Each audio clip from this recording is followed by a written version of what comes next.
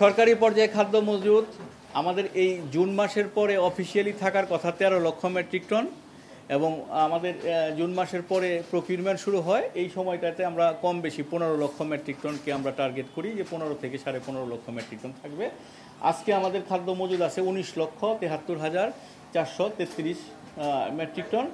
সারা দেশে বেসরকারি পর্যায়ে মজুতি করে রাখে হলো আপনারা জানেন কিছু পাইকারি খুচরা ব্যবসায়ীদের কাছে থাকে, মূলত থাকে 1500 অটো রাইস মিল মালিকের কাছে। সেটি প্রত্যেকটি জেলায় আমরা খবর নিয়েছি। মজুদ পরিস্থিতি আমাদের সন্তোষজনক আছে। এটার প্রেক্ষাপট হলো আপনারা সকলেই জানেন যে বোরোতে প্রোডাকশন ভালো হয়েছিল এবং হারভেস্টিং ভালো হয়েছে, যে কারণে খাদ্য পরিস্থিতি মজুদের দিক থেকে খুবই ভালো অবস্থায় আছে। এবার আসেন সরবরাহের দিক থেকে। সরবরাহের দিক থেকে মধ্যবর্তী সময়ে কিছু বিঘ্ন ঘটেছিল।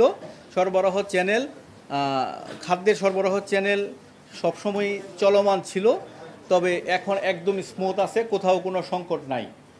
আমাদের এক বৈদেশিক সরবরাহ সেটি আমাদের এখন কোনো পারচেস পলিসির মধ্যে নাই। আমাদের যে পারচেস কমিটি গঠিত হয়েছে উপদেষ্টা মণ্ডলীকে নিয়ে, আমরা পারচেসের কোনো প্রস্তাব এখন পর্যন্ত পাঠাইনি।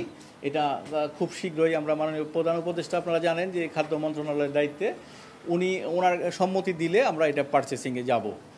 এখন আমাদের লাস্ট ইয়ারের যে পারচেস, তার মধ্যে 50,000 মেট্রিক টনের একটা জাহাজ চট্টগ্রাম বন্দরে এখন খালাস হচ্ছে। এটি ছিল উন্মুক্ত দরপত্রের মাধ্যমে, রাশিয়া থেকে এটা আসছে।